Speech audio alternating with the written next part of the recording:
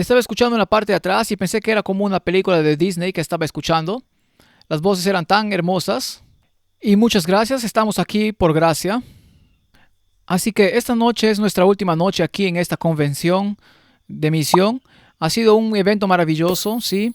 Solo estaba charlando con algunas personas en la mesa del almuerzo y aprendiendo sobre cómo todos están creando un centro de salud y de estilo de vida. Tuvimos una reunión maravillosa esta tarde y compartiendo ideas y aprendiendo unos de otros. Y esa es una de las razones por las que venimos a estas convenciones, para ser animados a aprender, para que no tengamos que reinventar la rueda todo el tiempo, para que podamos irnos animados y decir, bueno, Dios lo hizo a través de ellos, así que Dios puede hacerlo a través de mí. Voy a hablar sobre cuando Dios llama al hombre y a la mujer. Tiene el título El llamado de Dios. Comenzaremos con una oración y quiero contarles la historia de una señora llamada Ida. Así que permítanme invitarlos a inclinar sus cabezas conmigo y pediremos la presencia de oración a nuestro Padre Celestial. Padre Celestial, te damos gracias por esta convención de misión. Te damos gracias por las amistades hechas, las conexiones establecidas, las lecciones aprendidas, la fe renovada. Padre, te damos gracias por los que han venido de lejos. Te doy gracias porque aunque venimos de lejos, todos nos dirigimos en una sola dirección, hacia las calles de oro.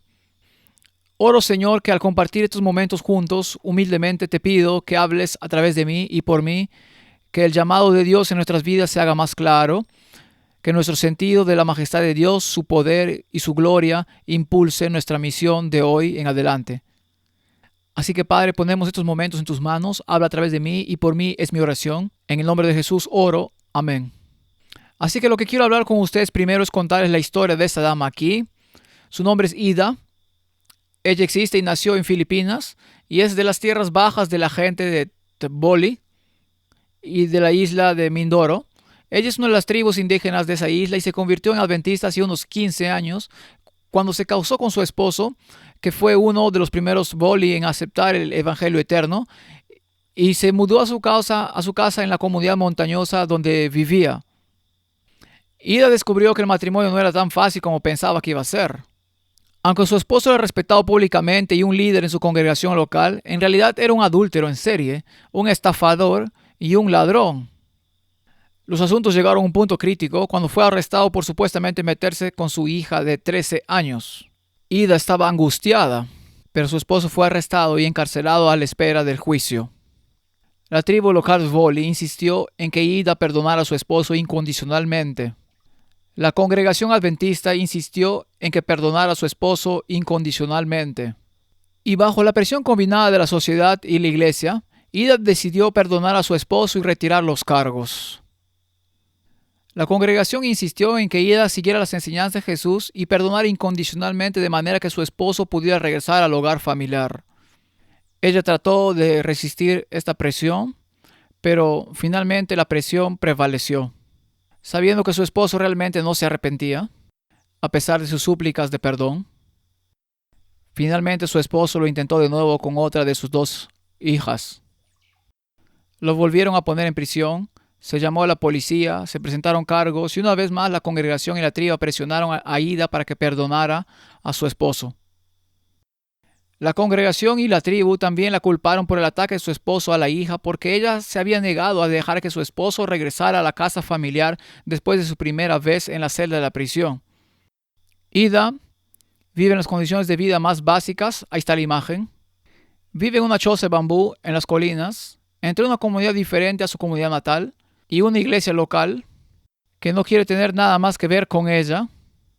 Cultiva sola en las empinadas colinas del campo, utiliza técnicas de tala y quema con un machete y fuego y proporciona arroz de montaña para sus hijos a través de la agricultura de subsistencia. Ahora tiene alrededor de 55 años de edad. Su cuerpo fibroso está encorvado casi por la mitad por años de duro trabajo en las montañas y una severa lesión de la columna vertebral por una caída en la infancia. Ella enfrenta una enorme presión de la tribu y su congregación local para aceptar a su esposo de regreso en su hogar. Pero ella niega rotundamente, insistiendo en que aunque lo ha perdonado, debemos proteger a sus hijas. La tribu la ha desheredado de las tierras de dominio ancestral que tienen allí, así que ahora es una dama sin pueblo, es una dama sin congregación. La condenan, dicen que vive en pecado, porque se niega a mostrar perdón a su esposo al darle bienvenida de regreso al hogar familiar. Esta es la historia de Ida. Esta es la experiencia en el desierto de Ida. Esta es Ida en la pantalla, sí, ella existe. Y fue un privilegio conocerla hace algunos años al pasar tiempo en ese proyecto en Filipinas. Este es un viaje a través del desierto. Mucha gente camina por el desierto antes de recibir una llamada de Dios. A veces Dios te permite pasar por el desierto porque hay algo que Él necesita quemar de tu carácter. A veces Dios te permite pasar por el desierto porque sabe que no estás listo para el llamado que Él tiene para ti. A veces pensamos que estamos listos, pero Dios sabe que no lo estamos. Entonces nos permite pasar por esa experiencia en el desierto. Jesús en el desierto, Elías en el desierto, David huyendo por 17 años, Moisés por 40 años en el desierto. Dios nos permite pasar por experiencia en el desierto en anticipación del llamado que Él tiene en mente para cada uno de nosotros. Y tú puedes estar pasando por una experiencia en el desierto hoy. Y te puedes estar preguntando cuál es la siguiente etapa del capítulo de mi vida, mi ministerio. He estado en esta convención de misiones, estoy diciendo, Señor, por favor escribe ese próximo capítulo de mi vida. Por favor escribe ese próximo capítulo en mi corazón. Muéstrame el camino que debo seguir en el nuevo capítulo de mi ministerio. Quiero reflexionar por unos momentos contigo esta noche sobre el llamado de Moisés. Moisés es uno de mis personajes favoritos en la Biblia. Él es un hombre increíble. Es una de las figuras imponentes de la historia de la humanidad. Y Moisés, vamos a empezar en Éxodo capítulo verso 3, 1. Y esto es lo que dice la palabra de Dios. Dice, apacentando Moisés las ovejas de Jetro, su suegro, sacerdote de Madián, llevó las ovejas a través del desierto y llegó hasta Horeb, monte de Dios.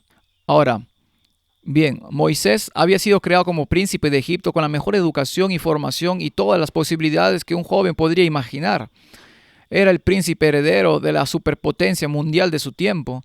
Entendía cómo inspirar a los hombres, cómo organizar ejércitos, cómo librar campañas y ganar guerras.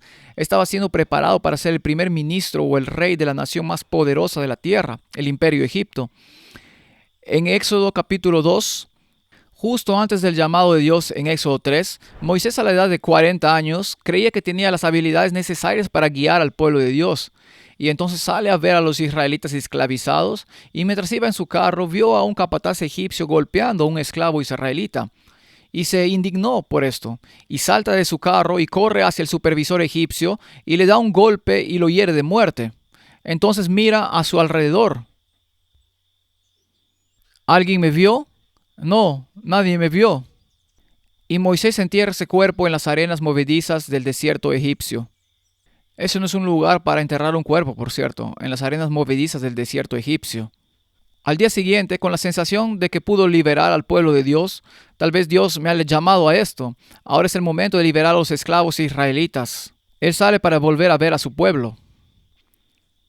El texto los llama su pueblo, no el pueblo de Dios. Sale a ver a su pueblo otra vez y ve a dos israelitas peleando, interviene y le dice al que está golpeando al otro, ¿quién te da el derecho de golpear a tu prójimo? Y el que está golpeando al otro israelita mira a Moisés y dice, ¿quién te ha puesto por gobernante y juez sobre nosotros? Y la respuesta es nadie. Dios aún no ha llamado a Moisés para liberar a su pueblo. El faraón no le ha dado a Moisés el derecho de intervenir de esta manera. Moisés está actuando por iniciativa propia en su propio tiempo porque cree que está listo para el siguiente capítulo de la vida y el ministerio y no lo está. Y el resultado de que Moisés se adelantara al plan de Dios en su vida y avanzara rápidamente en el plan de Dios para su ministerio fue que tuvo que huir al desierto de Madián. Solíamos pensar que el desierto de Madián estaba en la península de Sinaí. Ahora la mayoría de los eruditos creen que está en el oeste del desierto de Arabia Saudita. Hay muy buenas pruebas de ello. No entraremos en detalles de por qué esta noche. Pero Moisés huyó a los desiertos de Arabia Saudita para huir de la furia del faraón. Allí conoció a 7 hijas de un hombre llamado Reuel o Jetro, el sacerdote de Madián. Eran pastoras. Él defendió a esas 7 pastoras contra unos pastores agresivos y en todos los romances verdaderos se enamoró de una de ellas y se casó con ella. Pronto tuvo un hijo llamado Gerson porque era un extranjero en una tierra extraña. Ahora era un pastor en el desierto árabe, lejos del poder, el poderío militar, los dioses falsos de Egipto. Y la historia comienza aquí en Éxodo capítulo 3, en el versículo 1, dice, apacentando Moisés las ovejas de Jetro, su suegro, sacerdote de Madián. Es interesante para mí que Moisés tiene casi 80 años en este punto y todavía no tiene rebaños propios. Está bien entrado en su vida adulta, tiene un hijo que casi tiene 40 años, pero está cuidando los rebaños de su suegro. No hay ningún indicio en la historia aquí de que Moisés haya construido su propio capital en la vida. Él está cuidando los rebaños de su suegro. Él está haciendo un trabajo despreciado, ser pastor. En lugar de llegar a casa todas las noches haciendo un trabajo de 9 a 5 y volver a casa y ver a su familia, un pastor en aquellos días pasaría noche y día con los rebaños en el desierto, vigilándolos día y noche, noche sin dormir y defendiéndose de los depredadores allí afuera en el desierto. Y la historia dice que él guió a su rebaño más allá del desierto y llegó a Horeb, el monte de Dios. Ahora bien, es interesante que en esta etapa de la historia Moisés no sepa que este es el monte de Dios. Pero Moisés escribe esta historia en retrospectiva porque sabe que en el monte de Dios suceden cosas asombrosas. En el monte de Dios, en Éxodo 19, Dios entregará los 10 mandamientos a su pueblo. Él sabe que en el monte de Dios, en Números 1, Israel será contado. Él sabe que en Deuteronomio capítulo 5, más adelante, Dios hará un pacto con su pueblo. Él sabe que es desde este monte, el monte de Dios, que el pueblo de Dios emprenderá su viaje hacia la tierra prometida. Él sabe todas esas cosas en retrospectiva, pero en ese momento no lo sabe. Dios está activo en esta historia. En la vida de Moisés, el texto dice que llega al monte de Dios. Moisés aún no sabe que es el monte de Dios. Pero llegará un momento en su vida y su ministerio en el que podrá mirar atrás y decir, sí, Dios me guió al monte de Dios. Tendemos a vivir nuestras vidas mirando hacia adelante, pero le damos sentido a nuestras vidas mirando hacia atrás. Y Moisés, escribiendo esta historia en Éxodo, muchos años después puede decir, puede que no supiera que ese era el monte de Dios, puede que no supiera que Dios me estaba preparando para cierto llamado, puede que no supiera cuán especial sería ese monte en la historia de la salvación, pero ahora con el beneficio de la retrospectiva puedo mirar hacia atrás y decir que Dios me estaba guiando en ese momento, aunque en ese momento era solo una vida en la experiencia del desierto de la vida, donde Dios habla porque todas las demás voces del mundo pueden traer nuestra atención. Cuando Moisés pensó que estaba listo, para guiar a Israel a la libertad, al final del capítulo 2, no estaba listo. Cuando Moisés pensó que no estaba listo para encontrarse con Dios después de 40 años como pastor en el desierto, Dios vio que estaba listo. Es curioso cuando Dios nos llama. Puedes pensar que estás listo, pero Dios dice, espera, todavía no estás listo. Puedes decir, Dios, todavía no estoy listo. O Dios dice, oh, sí lo estás. Lo que importa no es lo que piensas de ti mismo, sino si Dios te está llamando en este momento o no. Y si Él está llamando, damos un paso adelante con fe. Y si Él no está llamando, a veces simplemente dice, espera, y esperamos el momento en que Dios crea que estamos listos. Si pasas por el llamado de Moisés, no lo revisaremos esta noche, 6 veces Moisés se opone a su llamado. Si hubo alguna vez un tipo que no quería un trabajo, era Moisés. 6 veces dice Moisés, pero. 6 veces aparece en Éxodo 3, 4 y 5. Y finalmente Dios le dice a Moisés, pero Dios le dijo a Moisés entonces Dios a todas las quejas de Moisés dijo, Señor, no estoy listo para hacer esto. Envía a alguien más delante de mí, no sé a qué decir, no soy un buen orador público, etc. Y Dios tiene una respuesta para todas sus objeciones. Dice, pero Moisés, todavía te estoy llamando al ministerio. El llamado de Moisés es muy similar al llamado de muchos profetas. Damos 3 ejemplos. A menudo hay una revelación de Dios. Estaba en Éxodo 3, la zarza ardiente, en Gedeón, la historia de Gedeón, Jueces 6, y el llamado de Jeremías en Jeremías 1. Dios llama a un profeta en las Escrituras, como a menudo en una declaración introductoria de Dios. Dios luego envía al mensajero. El mensajero a menudo cuestiona a Dios. Señor, no estoy listo para este llamado. No me van a escuchar. Por favor, envía a alguien más. No me siento capaz de esta tarea ahora mismo. Dios entonces tranquiliza al mensajero. Esos son los textos en la pantalla. Y Dios a menudo da una señal o señales para asegurar a sus frágiles, a veces temerosos mensajeros que en realidad va a estar con ellos y la tarea que los está llamando a hacer. El llamado de Moisés nos enseña que Dios llama a individuos frágiles, defectuosos y temerosos, no por quienes son, porque Dios ve lo que pueden ser mañana por su gracia. Y si estás lleno de que piensas esta noche que eres frágil, defectuoso y temeroso, tal vez ese sea el caso. Pero a los ojos de Dios, eres un mensajero para la gente de Sudáfrica o algún otro país de esta región. Estás aquí en esta convención misionera porque el Espíritu Santo te ha guiado aquí.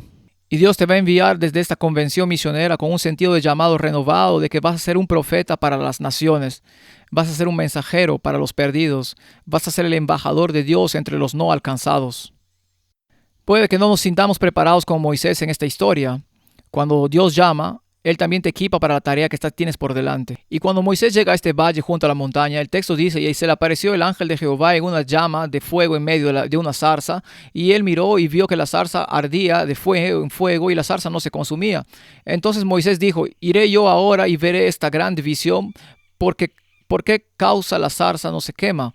Así que la primera pregunta que nos hacemos es, ¿quién es el ángel del Señor en este pasaje? ¿Quién es el ángel del Señor? Ahora bien, más adelante tenemos un nombre divino, Yahvé, Jehová. También encontramos al ángel del Señor en Génesis 22, cuando Abraham iba a sacrificar a Isaac. Fue el ángel del Señor quien clamó desde el cielo y dijo, Abraham, Abraham. Y Abraham dijo, aquí estoy. Y fue el ángel del Señor quien le señaló a Abraham el carnero atrapado en el zarzal. Y el ángel del Señor dijo, Jehová, Yahvé, Dios proveerá un sacrificio para ustedes. El ángel del Señor, cuando lo comparamos con Génesis, cuando lo comparamos con Éxodo 34, y en particular cuando lo comparamos con el Evangelio de Juan, concluimos que el ángel del Señor es el Hijo preencarnado de Dios, Jesucristo. Y entonces, cuando Moisés se encuentra con Dios en la zarza ardiente, se encuentra con Jesucristo. Y no entraremos en toda la evidencia esta noche para decir que el ángel del Señor es Jesucristo, pero creo que lo es. Cuando Dios le habla a Moisés aquí, hay fuego. Como el Pentecostés, hubo fuego. En la entrega de los 10 mandamientos, hubo fuego. Cuando Dios se reveló a sus escritos en el monte Sión, en Éxodo 24, hubo fuego. Deuteronomio 4, cuando Dios se revela así la segunda vez, hubo fuego. La montaña de Dios estaba en llamas de fuego en la cima.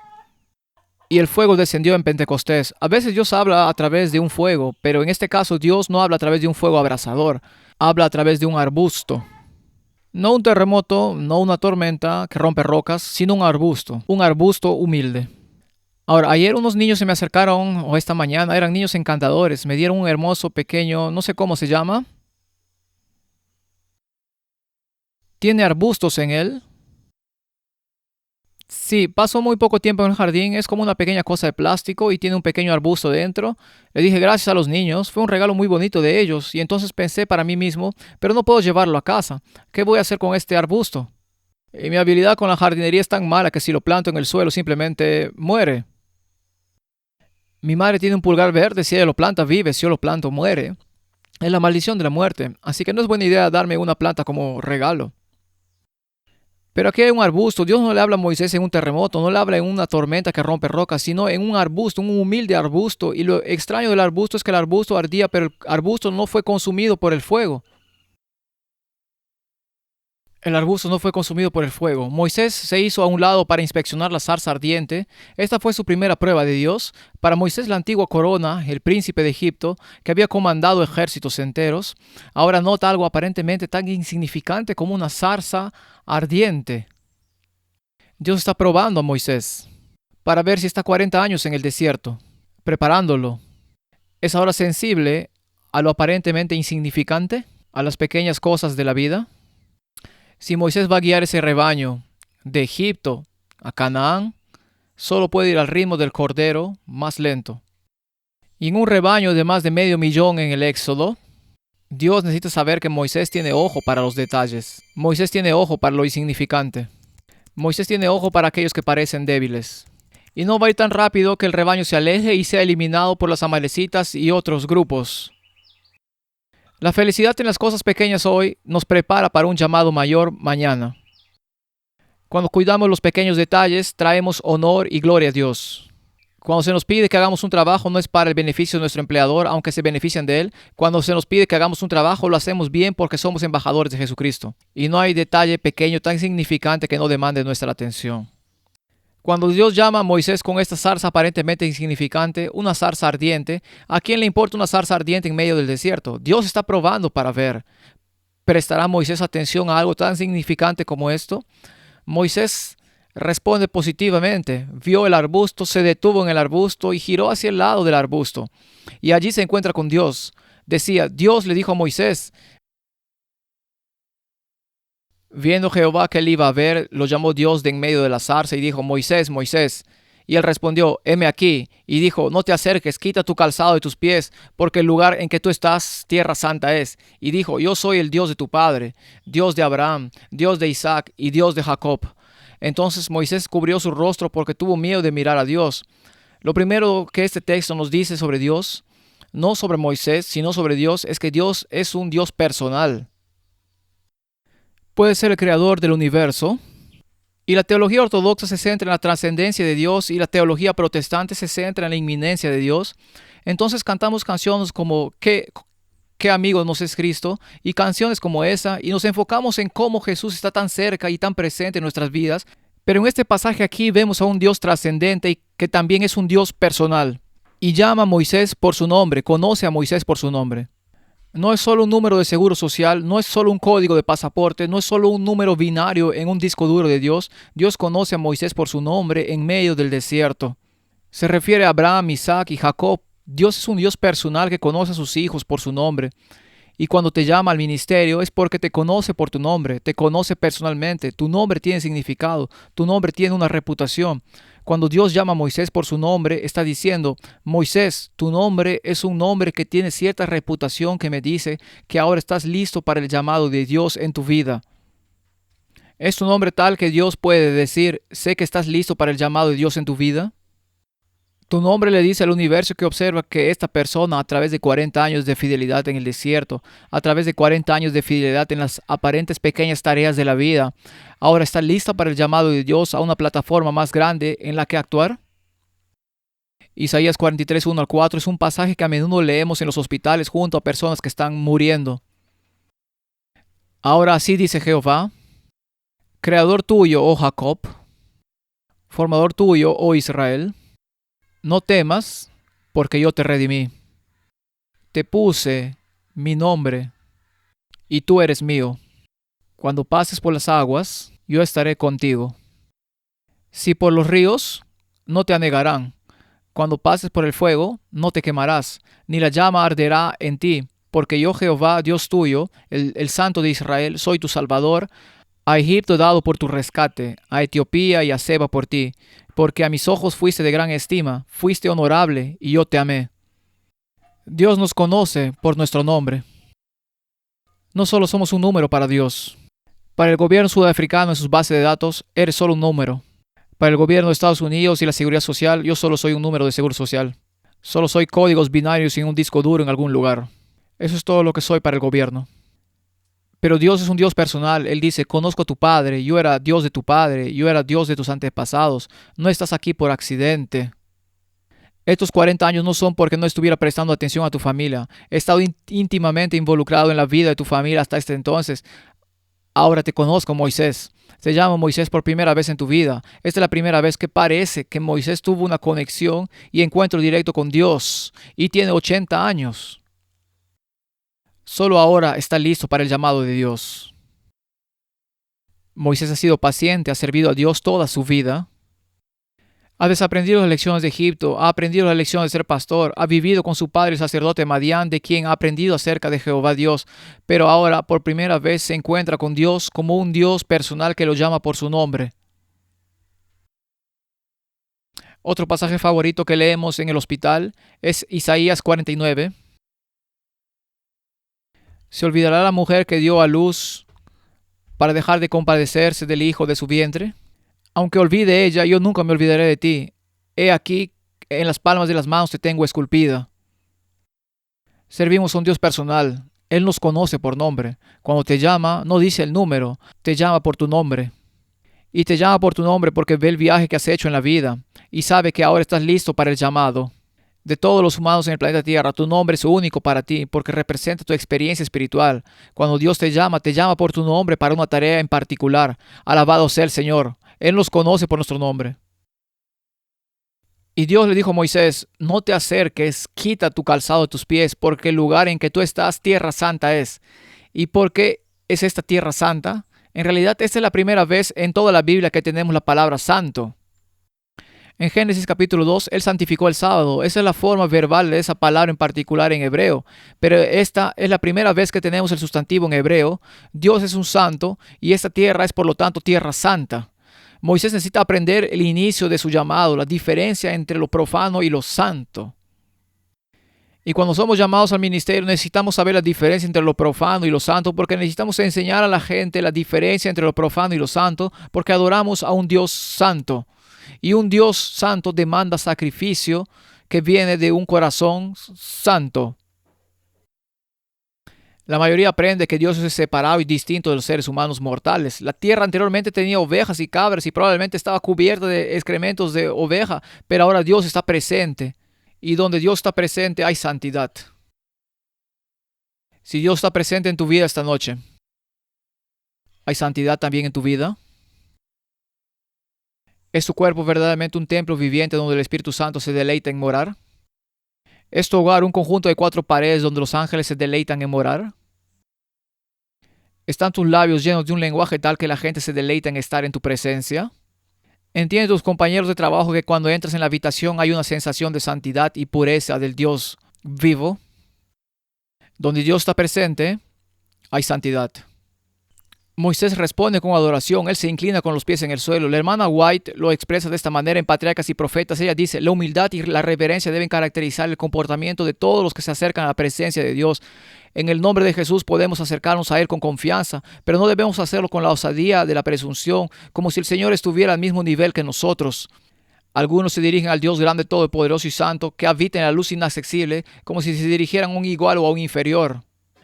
Estas personas deben recordar que están ante la vista de aquel a quien los serafines adoran y ante quienes los ángeles cubren su rostro. A Dios se le debe reverenciar grandemente. Todo el que verdaderamente reconozca su presencia se inclinará humildemente ante él. Y como Jacob, cuando contempló la visión de Dios, exclamará, ¡cuán terrible es este lugar!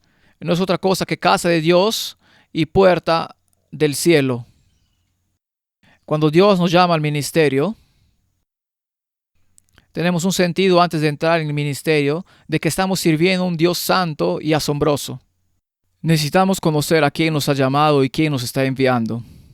Si no tenemos sentido de la santidad, la majestad y la eternidad de Dios y el hecho de que estás sacando a la gente de un mundo profano para ser una nación santa para su gloria, si no tenemos sentido de su santidad y no respondemos en adoración nosotros mismos, no estamos abrumados por el asombro y maravilla y su majestad y su gloria, y en este caso su santidad, y nuestro llamado al ministerio es discapacitado, es más difícil llamar a la gente a adorar al Dios vivo cuando no tenemos necesidad de la nuestra. No tenemos sentido de nuestra propia necesidad de adorarlo nosotros mismos. Si no participo en la adoración a Dios yo mismo, no me inclino ante Él y expreso mi asombro, mi maravilla, mi reverencia y mi amor. Cuando Dios nos llama, cuando Dios se revela a nosotros, cuando Dios nos encuentra, quiere una respuesta de reverencia y adoración. Éxodo capítulo 4, 31. Y el pueblo creyó y oyendo que Jehová había visitado a los hijos de Israel y que había visto su aflicción, se inclinaron y adoraron. Y entonces cuando el pueblo de Dios se dio cuenta de que Dios ahora estaba presente y activo en sus vidas, su primera respuesta no fue hacer una fiesta o una celebración, fue inclinarse y adorar. ¿Nos inclinamos y adoramos? Tenemos adoración sabática el sábado por la mañana, pero ¿qué pasa con sus devociones diarias? Cuando pretendemos entrar en los atrios de nuestro Padre Celestial, ¿venimos con un sentido de reverencia y asombro? ¿Venimos con un sentido de cuán majestuoso y poderoso realmente es? ¿Venimos con el entendimiento de que Él habla y hace existir las estrellas? Estas cosas son mucho más poderosas que cualquier cosa que podamos imaginar. Entendemos que Él proyecta las galaxias con sus manos y habla y las hace existir y mantiene unido el universo por su fuerza y por su poder, por su voluntad. Venimos a la presencia de un Dios asombroso y cuando venimos a su presencia nos inclinamos con asombro y admiración. Decimos, Padre, ten piedad de mí, porque soy un pecador. El publicano dice más adelante en los evangelios, sí, servimos a un Dios asombroso. Servimos a un Dios asombroso, pero también es un Dios santo y es un fuego consumidor. Aquellos atrapados en la esclavitud del pecado necesitan ver su gloria y poder para que puedan responder con adoración y confianza. Cuando tenemos un sentido de cuán majestuoso es Dios, lo poderoso que es Él, cuando tenemos un sentido de cuán santo es, Cuando tenemos un sentido de cuán incontaminado está Él por la inmundicia y la degradación moral de nuestro mundo, cuando tenemos un sentido de cuán glorioso es el que nos está llamando al ministerio, entonces las montañas ante nosotros se desvanecen en insignificancia. Cuando tenemos una visión de Dios, su belleza y su poder y su gloria, los problemas ante nosotros se convierten en montes y colinas. Es fácil cuando eres llamado al ministerio enfocarte en qué pasa con esto, qué pasa con lo otro, qué pasa con estas cosas ya. No, comienza con reverencia a Dios y aprecia cuán majestuoso y poderoso es Él. Y si Él pudiera hablar este universo a la existencia, entonces ese problema de dinero no va a ser un gran problema para Él. Y si comenzamos nuestro llamado al ministerio enfocándonos en los problemas, necesito hacer esto y lo otro, pero sin un sentido de que Dios está en control, y Dios es majestuoso, y Dios es poderoso, y Dios es santo, y Él me está llamando a ser su embajador, y a reflejar su poder y su gloria, y su santidad en este mundo caído a las personas no alcanzadas donde estoy sirviendo. Si no tengo ese comienzo para mi llamado al ministerio va a ser mucho más jadeo y resoplido y trabajo duro sin muchas recompensas. Empezamos a ver que Él ha llegado del planeta Tierra y te ha elegido. Él te ha elegido. Él está diciendo, te estoy llamando a hacer algo. ¿Te refieres a mí? Como dijo Moisés, ¿yo? Hay otras personas mejores que yo. ¿A qué me estás llamando? ¿No quieres que alguien más inicie un ministerio de salud? ¿No quieres que alguien más trabaje por Pure Life para respirar libremente? Seguramente no me quieres a mí, Padre, pero no. Te conozco y te llamo por tu nombre. Yo era el Dios de tu padre, y el Dios de tu abuelo, y tu bisabuelo, y tu tatarabuelo. He estado activo en la vida de tu familia durante tantas generaciones que no puedes imaginarlo. Ahora caminaré contigo en esta generación. Glorifica mi nombre. Éxodo 3, 7 al 9. El Señor dijo, he visto la aflicción de mi pueblo que está en Egipto y he oído su clamor a causa de sus capataces, pues he conocido sus angustias y he descendido para librarlos de la mano de los egipcios y sacarlos de aquella tierra a una tierra buena y ancha, a tierra que fluye leche y miel, a los lugares del cananeo, del eteo, del amorreo, del fereceo, del heveo y del jebuseo. El clamor pues de los hijos de Israel ha venido delante de mí, y también he visto la opresión con que los egipcios los oprimen. Así que en este pasaje aquí las acciones de Dios se describen en términos muy físicos y humanos. Hay ver, hay oír, hay saber y hay descender, pero estos verbos no implican que Dios esté limitado por el tiempo o espacio. Más bien, Dios es un ser vivo que puede y sigue la corriente de la historia humana y los eventos humanos, y lo hace y lo hará cuando sea necesario, bajará e intervendrá para salvar a su pueblo, Y Dios baja en el tiempo y el espacio para intervenir, para salvarte a ti y a mí cuando nos metemos en problemas también.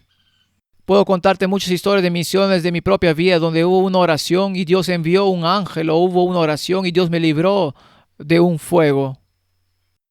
Y así esperamos en el Señor y nosotros confiamos en el Señor porque Él sabe que ve, Él entiende lo que estamos haciendo, pasando y esperando a Dios.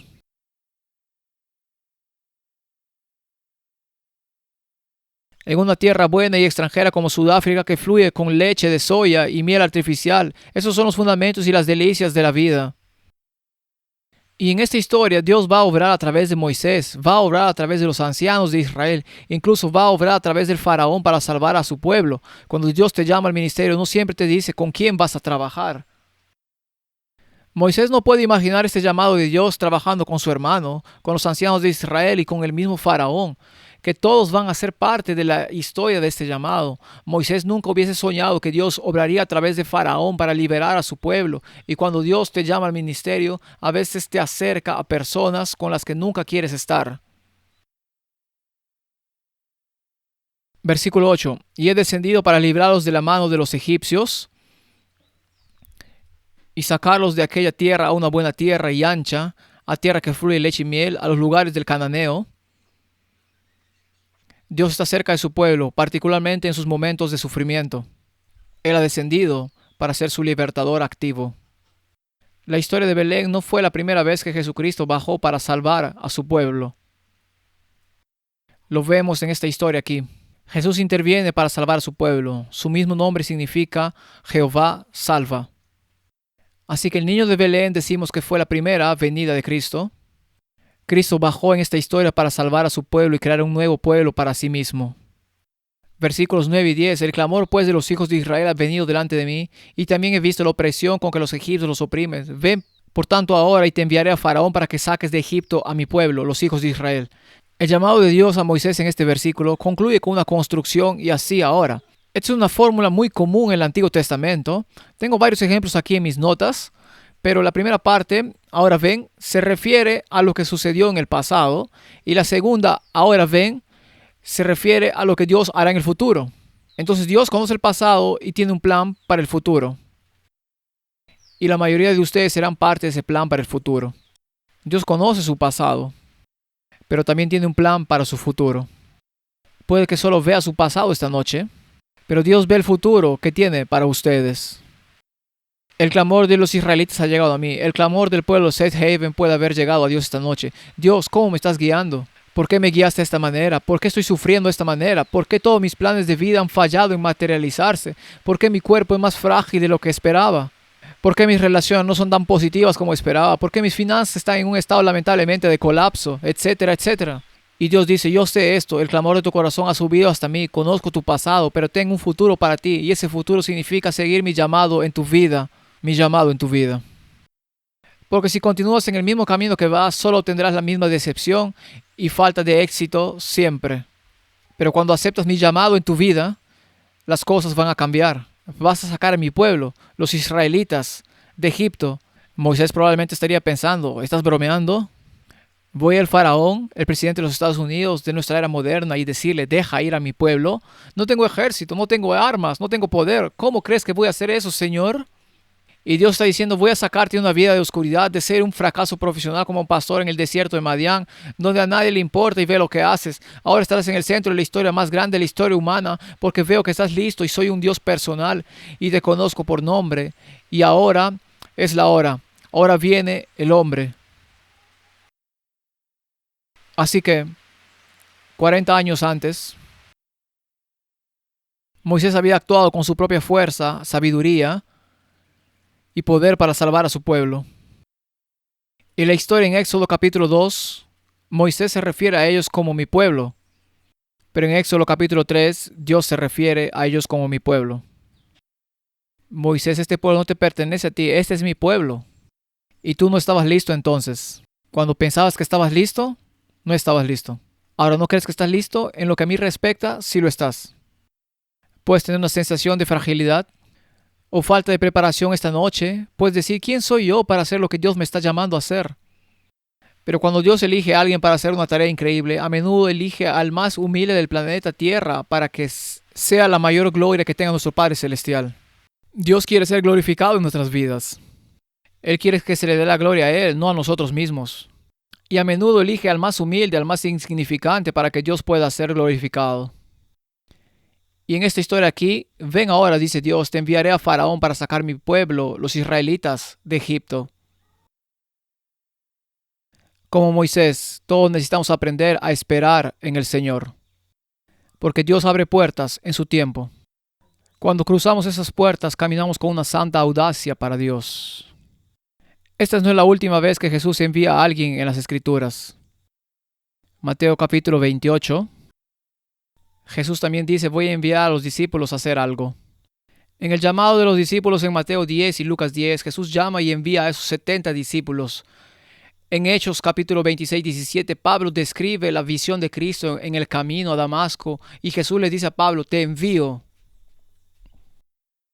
Dios envía personas. Envía personas que nunca imaginarías que estuvieran listas para el trabajo. Pablo era un asesino profesional de cristianos y Jesús intervino y lo envió a un nuevo llamado en la vida.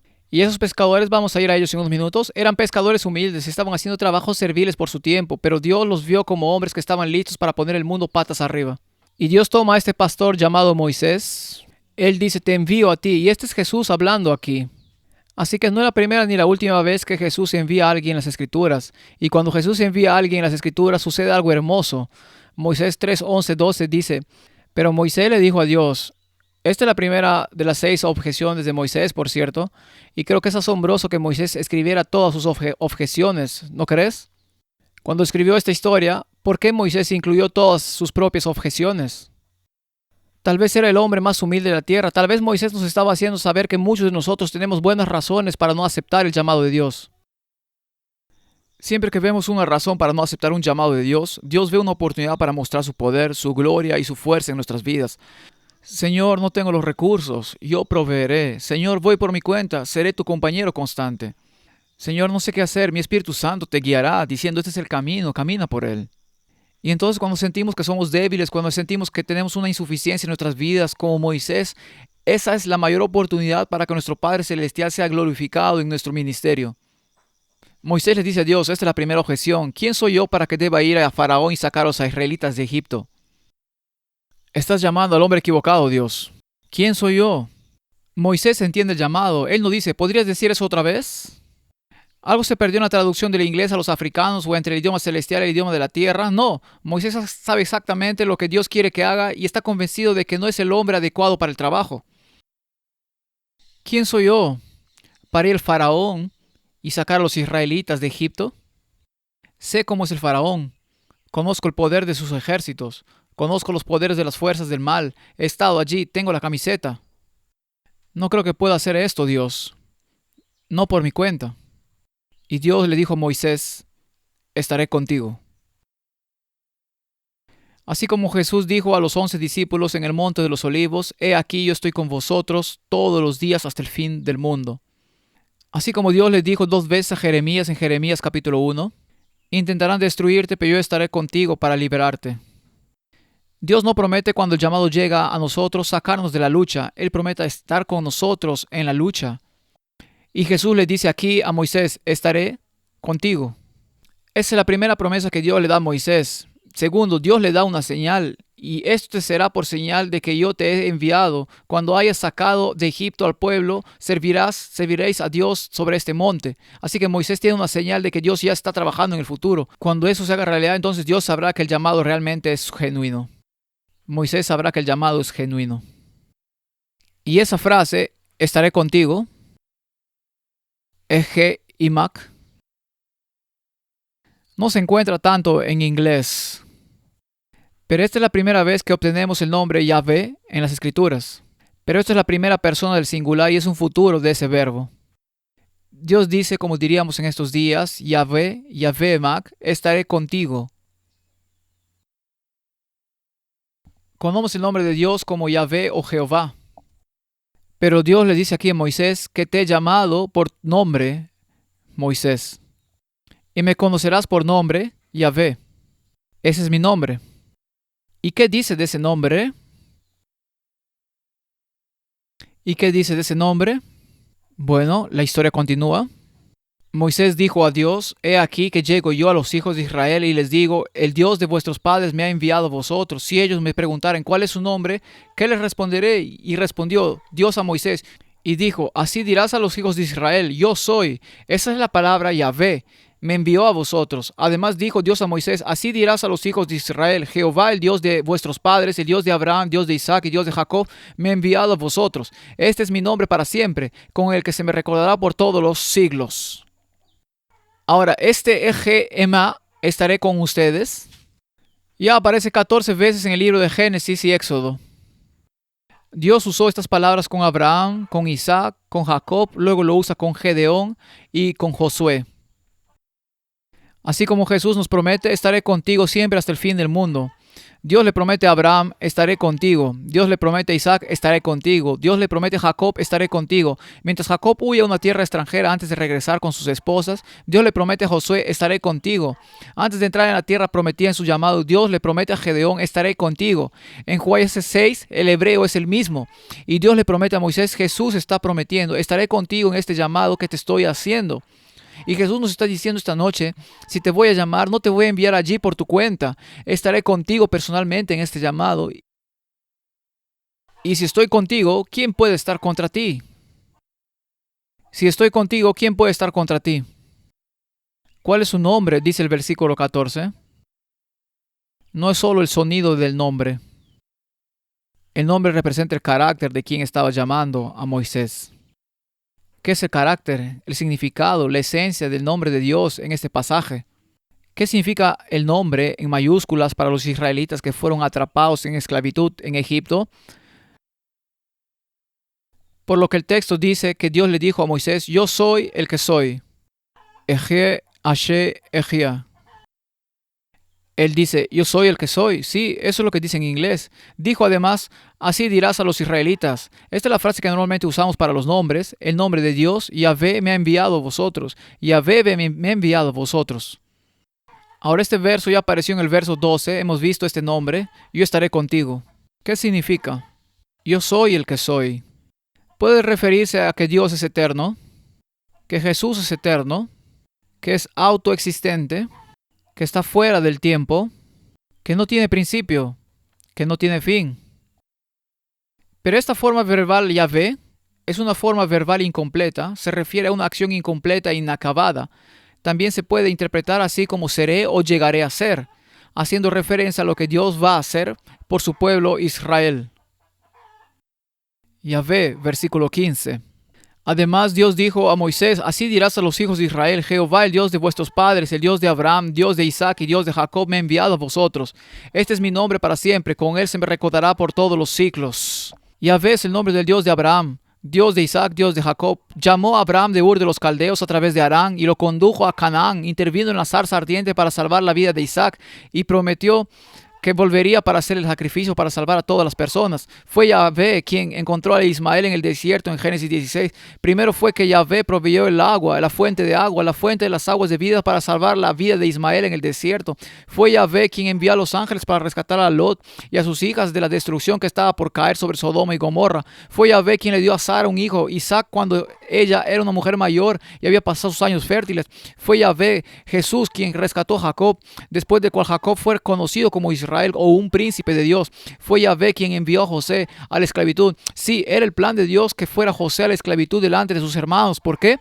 Porque en el llamado de Dios a José, Dios quiso salvar a todo el Medio Oriente para que el nombre de Dios fuera glorificado a través de la esclavitud y la exaltación de José a primer ministro de Israel. Yahvé tenía un propósito no solo para la vida de José, sino para todo el Medio Oriente. Este es el Yahvé que se le aparece a Moisés. Este es el Yahvé que nos llama al ministerio hoy. Yo soy el Dios de Abraham, Isaac y Jacob. Yo soy el Dios de tus padres, tus abuelos y tus bisabuelos. Y aquí en el 2025 quiero ser tu Dios y te estoy llamando para que me sirvas en un mundo muy doloroso y amargo. Y estaré contigo. Él ahora está presente con Moisés. Y ahora está declarando: hice esto por Abraham, hice esto por Isaac, hice esto por Jacob, hice esto por Amram tu padre. Cuando el faraón estaba matando a los bebés varones, te salvé a ti, Moisés, de los cocodrilos del Nilo, y te guié al trono de Egipto. Ahora te he guiado a los desiertos de Madián. Ahora te llamo para que lideres la historia más grande de la historia humana, la historia del Éxodo. Y ahora te llamo. Y liberarás a mi pueblo de la esclavitud. Yahvé significa que Dios ha estado, es ahora y mañana estará obrando para liberar a su pueblo. Llámame Yahvé, dice Dios, un nombre que te recordará siempre que soy un Dios que salva, soy un Dios que escucha, soy un Dios que escucha, soy un Dios que desciende, soy un Dios que tiene la intención de salvar a mis hijos en la hora de necesidad, y soy un Dios que te envía en una misión, y soy el Dios que te promete, no solo te envió a ti, sino que Yahvé será el que está contigo. Este Dios en la zarza ardiente no se esconde de su pueblo, quiere ser conocido por su pueblo. Él es un Dios de autorrevelación. No se esconde de Moisés o los de los esclavos de Egipto. Él quiere ser conocido por ellos, no solo por lo que hace. Él quiere ser conocido por su nombre personal, que revela su carácter de cuidado, incluso antes de que sepan que existe. Llama a Moisés. Yahvé, Él es un Dios de justicia, un Dios de acción. Él salvará a su pueblo de la esclavitud en Egipto y salvará a su pueblo en Sudáfrica de la esclavitud del pecado a la tierra prometida en el cielo arriba. Él es un Dios salvador personal que quiere ser conocido por nosotros, su pueblo esta noche. Él quiere estar con su pueblo, Él quiere estar cerca de su pueblo, Él quiere ser conocido por su pueblo. Su nombre es Yahvé, el Señor Yahvé, el Señor Yahvé.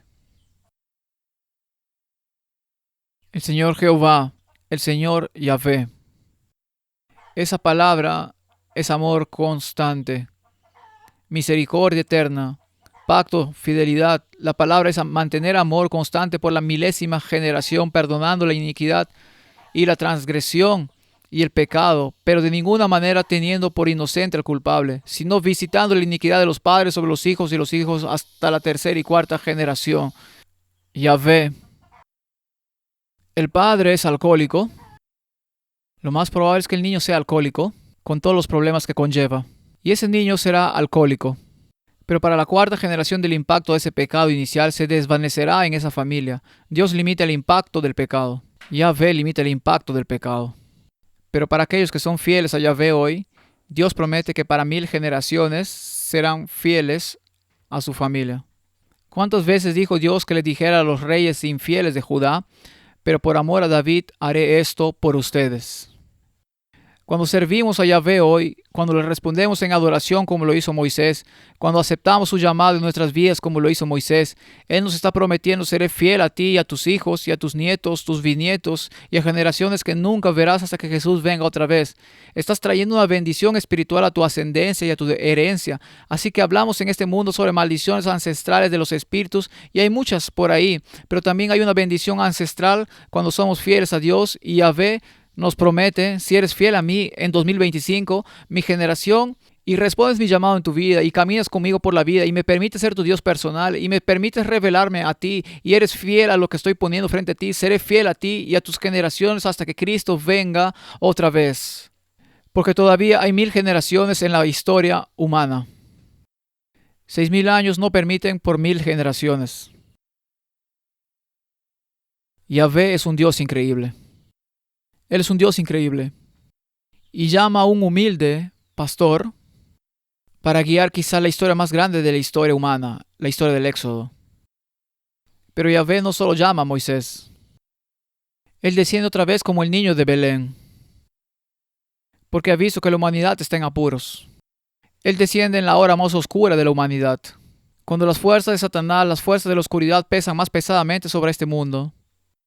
Y una vez más llama a algunos hombres humildes. Les da un llamado al ministerio. Andando Jesús junto al mar de Galilea, Mateo 4, 18 al 22, vio a 2 hermanos, Simón, llamado Pedro, y Andrés a su hermano, que echaban la red en el mar porque eran pescadores, y les dijo: venid en pos de mí, y os haré pescadores de hombres.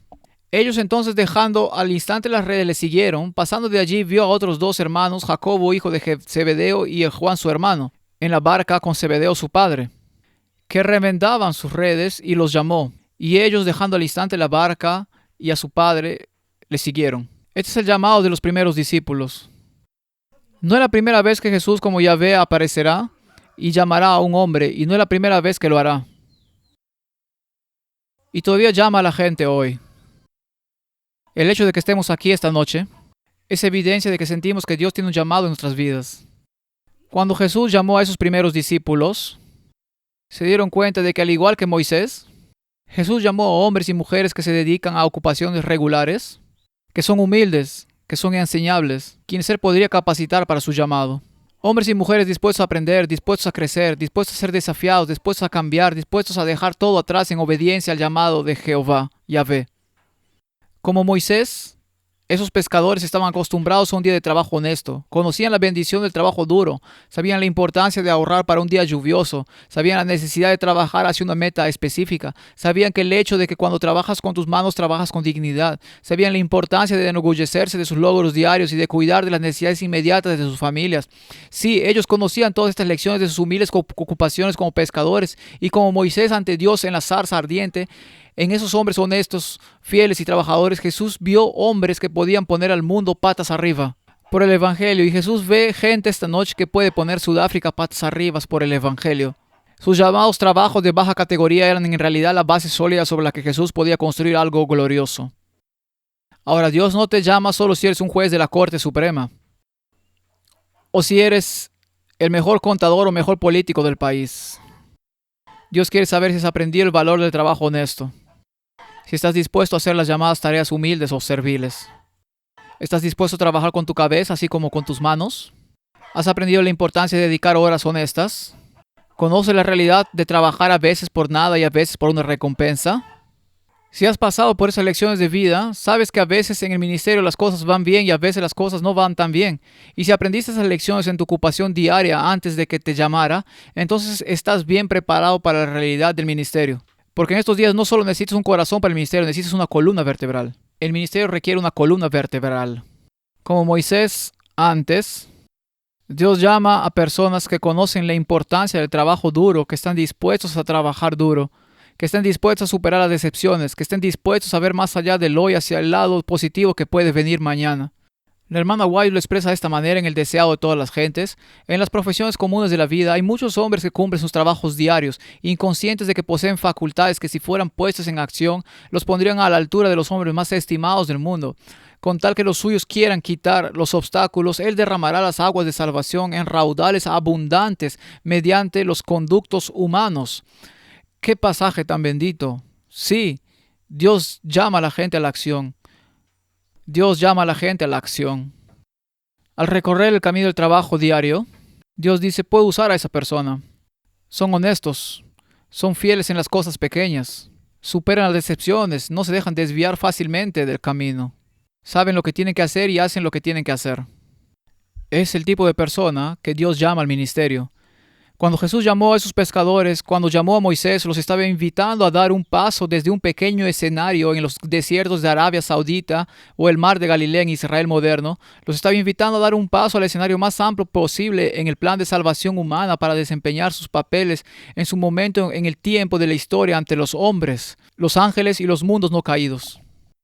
Cuando Dios te llama al ministerio, no solo lo conocerán unos pocos amigos en este campamento, te están invitando a subir a un escenario cósmico donde los mundos no caídos están mirando tus acciones, donde hay alegría entre los ángeles del cielo cuando cada pecador es llevado al reino de Dios, donde no hay pasión e ira entre los demonios de Satanás cuando guías a la gente al reino de Dios. Te está llamando a la vida en un escenario, el escenario más amplio posible en el cosmos. Te está invitando a ser fiel en ese escenario. Y desempeñarás tu parte en tu tiempo en la historia de la salvación de la humanidad, pero será una parte honorable y será la voluntad de Dios que desempeñes esa parte. Él te está invitando a dar un paso hacia una parte del lugar del mundo en el que estás trabajando ahora, en un llamado que se vive para el universo que observa. Qué pensamiento tan humilde. Y Él dice, cuando te llamo a este papel, voy a estar contigo. Yo, Jehová, estaré contigo. Ellos pelearán contra ti, como dijo Jeremías, pero yo estaré contigo para liberarte. Yo estaré contigo para liberarte. Y aquellos 12 hombres junto al mar de Galilea, llamados y empoderados por Jesús, esos hombres pusieron al mundo patas arriba, sanaron a los enfermos, echaron fuera demonios, resucitaron a los muertos. Una santa valentía vino sobre ellos cuando pasaron 3 años y medio con Jesús. Y como fueron obedientes a la comisión del evangelio dada en otra montaña, el mundo se puso patas arriba. El mundo nunca ha sido el mismo porque esos 12 hombres en ese primer grupo de 120 discípulos fueron fieles al llamado de Dios en sus vidas. Y nosotros hoy estamos aquí porque ellos fueron fieles a ese llamado. ¿Y quién va a estar aquí mañana porque somos fieles al llamado de Dios hoy? ¿Qué va a saber la próxima generación acerca de Dios aquí en Sudáfrica a menos que seamos fieles al llamado de Dios que Dios coloca en nuestras vidas aquí en el 2025? Que el Evangelio no se detenga con nosotros. No deberíamos solo regocijarnos en las bendiciones del Evangelio y decir gracias Señor por el Evangelio. Tengo mejores finanzas, tengo mejor salud. El mensaje de salud ayuda a mi cuerpo. Sé la importancia de ahorrar. Tengo una relación bendecida con mis hijos. Todo eso está muy bien, pero no es por eso que Dios nos da el Evangelio. Nos da el Evangelio de que no tenemos que vivir en esta tierra para que podamos vivir en las calles de oro de arriba con una gran multitud de personas en esta nación. Las huestes de Satanás tiemblan con la llegada de esos hombres de Dios. Las fuerzas de Satanás fueron empujadas hacia atrás por toda Jerusalén, Judea, Samaria y hasta los confines del mundo, porque esos hombres junto al mar de Galilea, esos humildes pescadores que aceptaron el llamado de Yahvé, fueron llenos de su Espíritu Santo y ahora tenían un propósito celestial para la vida. No hay nada más triste que un hombre que no tiene un propósito en la vida. Los hombres necesitan un propósito. Los hombres necesitan montañas para escalar. Los hombres que no tienen montañas que escalar, sus vidas solo dan vueltas y vueltas en entretenimiento sin sentido. Puedes observar, cuando un hombre tiene una montaña que escalar, lo desafía, lo llama, lo empuja, le da propósito, significado y dirección en la vida. Y si no tienes una montaña que escalar en la vida esta noche, es hora de ponerte de rodillas esta noche y decir, Señor, llámame, dame una montaña. Dame la montaña más alta de ese país si quieres, pero dame una montaña porque necesito un propósito y una dirección, un llamado en mi vida. Cuando Dios te llama, te da el don del Espíritu Santo, las fuerzas de Satanás tiemblan. El que más ame a Cristo hará la mayor suma de bien. No tiene límite la utilidad de aquel que, poniendo yo a un lado, deja obrar el Espíritu Santo en su corazón y vive una vida completamente consagrada a Dios. Cuando Dios te llama, comienza con una experiencia, un conocimiento experimental de Dios. El llamado de Dios, nuestros padres pueden decir que necesitas hacer esto, la iglesia puede decir queremos que hagas lo otro, nuestros amigos podrían decir creo que esto te hará bien, tu cónyuge podría decir creo que es una buena opción siempre y cuando no altere nuestros asuntos familiares. Pero cuando Dios te llama, respondemos con adoración y asombro porque Él es un Dios santo y poderoso. Y nos dice, te envío. Y aunque vayas a donde están los excrementos de las ovejas, donde yo estoy es tierra santa, porque estoy contigo. Y te he enviado a liberar a mi pueblo. ¿Que yo? Sí, tú. Señor, no estoy listo. Oh, sí, lo estás. Solo he estado haciendo un trabajo miserable. Es precisamente por eso que estás listo. Esta noche los llamo para que sean mis embajadores en un mundo caído. Y estaré contigo donde quiera que vayas. Así que volvamos a Ida. ¿Dónde vive? En lo alto de las montañas de Mindoro, en Filipinas. Ella ha tenido su experiencia en el desierto. Fue una experiencia brutalmente dolorosa para Ida. Conocí a Aida yo mismo, me senté en su casa. En realidad no me senté, me agaché. Es el tipo de casa donde si duermes tienes un cuchillo a tu izquierda y un cuchillo a tu derecha. Le dije al misionero John Holbrook que estaba allá afuera, ¿por qué cuando me pusiste a dormir en esta choza? Le dije, ¿por qué me diste un machete a mi derecha y un machete a mi izquierda? Él dijo, muy simple, tenemos boas constrictoras en esta montaña. Dice, y si ves ratas en la casa es buena señal. Significa que no hay boas constrictoras, porque se las han comido. Dijo, pero si no hay ratas en la casa, entonces hay boas constrictoras alrededor. Y por cierto, hace unos meses encontramos un hombre medio masticado dentro de una boa constrictora. Entonces dijo, duerme bien esta noche, hay un cuchillo a tu derecha y hay un cuchillo a tu izquierda. Si la boa viene de este lado, usa tu mano izquierda para matarla. Si la boa viene de este lado, usa tu mano derecha para matarla. No dormí bien esa noche. Aquí es donde Ida vive. Ella no tiene educación, apenas sabe leer y escribir. No tiene un sistema de apoyo financiero. Ella está exiliada del pueblo de los animistas que no la quieren allí. El brujo doctor les dice a todos lo malvada que es porque es cristiana. No tiene estatus como una mujer sin educación de un grupo indígena minoritario despreciado en su país. Conocí a Ida hace un tiempo y bajo la sombra de su techo de bambú hablamos y oramos. Ella no pronunció una palabra de queja. No pidió nada, ni un centavo. A pesar de criar sus 5 hijos con una agricultura de subsistencia agotadora y vivir bajo una continua condena social y religiosa, la alegría de Ida en Jesús es palpable. Ha sido entrenada para dirigir estudios bíblicos de descubrimiento por el misionero de la AFM John Holbrook y ha guiado a muchos animistas a Jesucristo, esta mujer semiletrada. Ella conoce las historias, ella cuenta las historias, les dice que cuenten las historias y les pregunta, ¿qué te dice esto sobre Dios? Ella es una evangelista increíble allá en las montañas de Mindoro. Noche tras noche recorre los senderos de la montaña para estudiar con intereses la Biblia. Dios le habla a Ida en sueños vívidos. Él le muestra el futuro. Él dice qué personas en qué aldea están abiertas al evangelio y ella va y encuentra a esas personas. Él la advierte de los ataques de los animistas, le da el consejo que ella necesita. Ella es una mujer que está allá y fuera por su cuenta. Pero como Yahvé dijo a Moisés, como Jesús dijo a los 11, estaré contigo donde quiera que vayas hasta el fin del mundo. Mientras hablaba con Ida, ella estaba rebosante de su último sueño. Me señaló en lo alto de las montañas a un hombre de la montaña que cabalga millas de distancia a una aldea distante habitada por brujos y animistas. Eso, ella dice, es la próxima iglesia adventista. Pensé, no lo creo. Ella dijo, Dios me ha dicho que esa es la próxima iglesia adventista. Ella dice, voy a construir nuevas chozas de bambú en las montañas, voy a labrar un campo yo sola en el denso bosque, voy a alimentar a mis hijos con arroz y yuca, y les diré fielmente a los adoradores de demonios que hay un Dios en el cielo arriba. Le dije, ¿cuándo vas a ir, Ida? Ella dijo, solo estoy esperando y orando. Cuando Jesús me aparece en un sueño y me dice, ve, ahí es cuando voy. Hasta entonces estoy esperando el llamado, pero me ha dicho que ese es mi próximo campo de misión. Ida ahora tiene 55 años. Ella no sabe nada de política o de políticas de la iglesia. No, para Ida los debates sobre hermenéutica, sobre la ordenación de la mujer o asuntos sobre el LGBT. Ida vive en una pobreza extrema en Filipinas, desheredada y rechazada por su tribu. Está apartada por la iglesia adventista local porque no deja que su esposo regrese a la casa familiar. Es una madre soltera que envejece, condenada a un trabajo agotador para su única comida diaria de arroz. Está bajo fuego enemigo de adoradores de demonios y fuego no tan amigo de su congregación adventista local. Ida nunca será votada para obtener credenciales, nunca será empleada denominacionalmente, nunca será comisionada ni votada para ningún cargo en la iglesia. Es una paria en lo que respecta a la sociedad y también en la iglesia adventista local. No tiene un plan de servicio, no tiene atención médica. En lo que respecta al adventismo global, Ida simplemente no existe.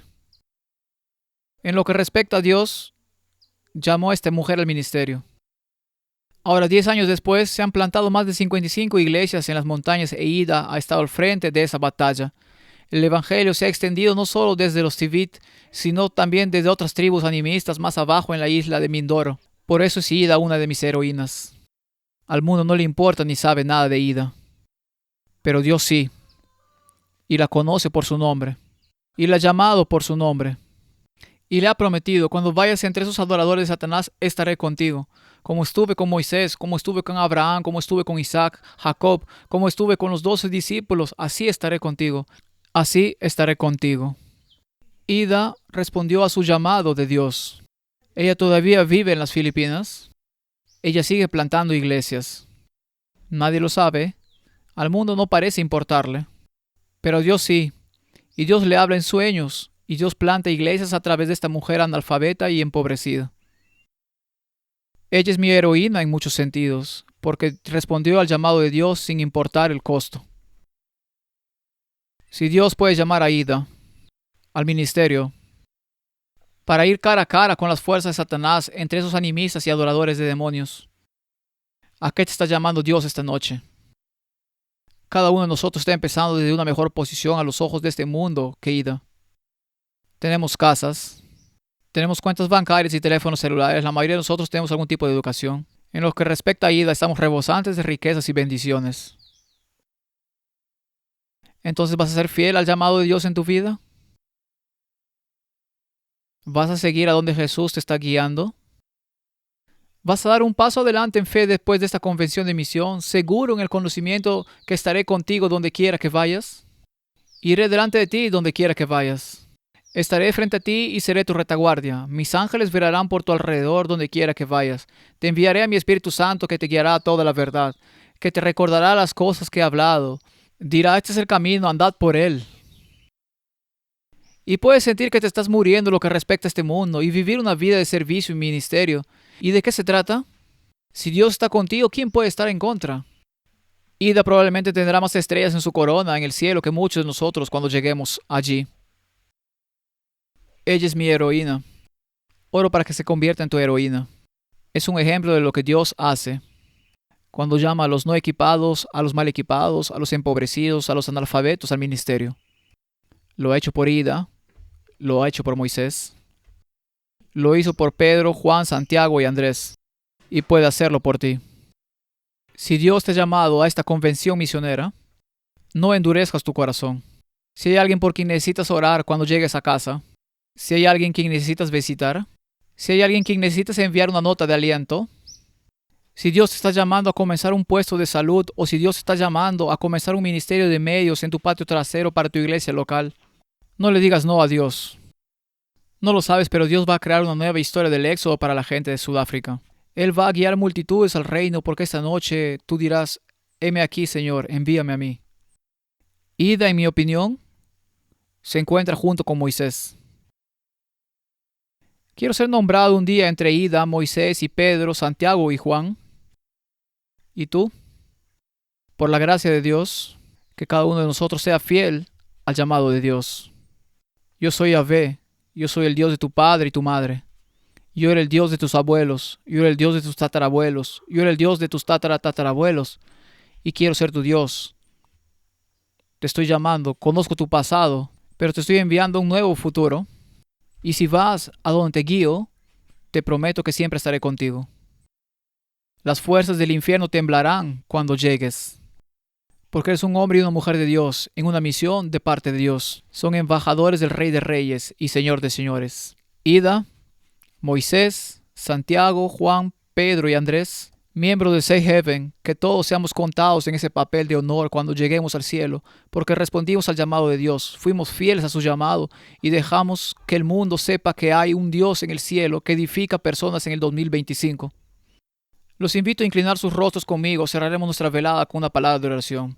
Querido Padre Celestial, cuando llamas a un hombre, cuando llamas a una mujer, no miras su riqueza, su educación, no miras su estatus social, la cuenta del banco, los autos que conducen o la ropa que visten. Buscas un corazón que sea humilde y obediente, un espíritu que irá a donde sea que tú lo guíes. Estás buscando pies que estén dispuestos a caminar por los caminos que tú muestras, buscando manos dispuestas a hacer tareas que nos das. Estás buscando ojos dispuestos a brillar con el amor del Salvador. Estás buscando lenguas dispuestas a hablar sobre el amor de Dios. Padre, esta noche quiero pedir que todos en este llamado, antes de que salgan de esta convención, sepan que en sus corazones cuál es el llamado de Dios. Padre, danos el discernimiento para recibir ese llamado. Danos la gracia para aceptar ese llamado, sea lo que sea. Danos el coraje para seguir adelante con él y que seas glorificado en cada uno de nosotros. Es nuestra oración en el nombre de Yahvé, nuestro Señor y Salvador pronto a venir. Amén.